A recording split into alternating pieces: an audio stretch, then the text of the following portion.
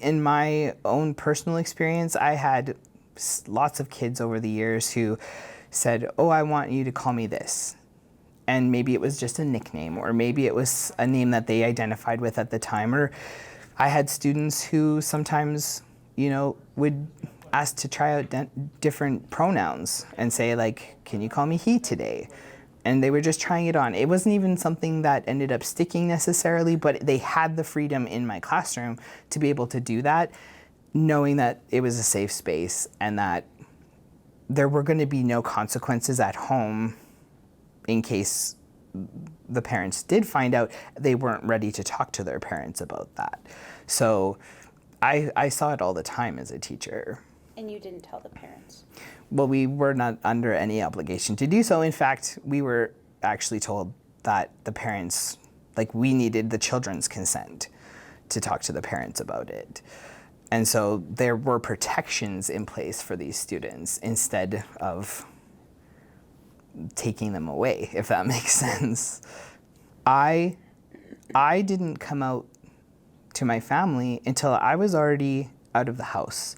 I come from a very loving and supporting family who love me to death, but I was still afraid and felt like I needed to make sure that I knew I could support myself and that I had to be okay with the fact that my family might not be okay with that before I felt comfortable coming out to them.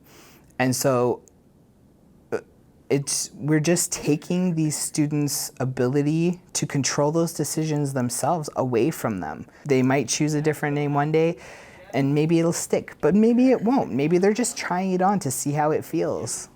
And I think that it's really important. I think that's what people don't understand, is that students and children need to have the space to be able to do that in a safe environment. And it doesn't mean that their homes aren't safe.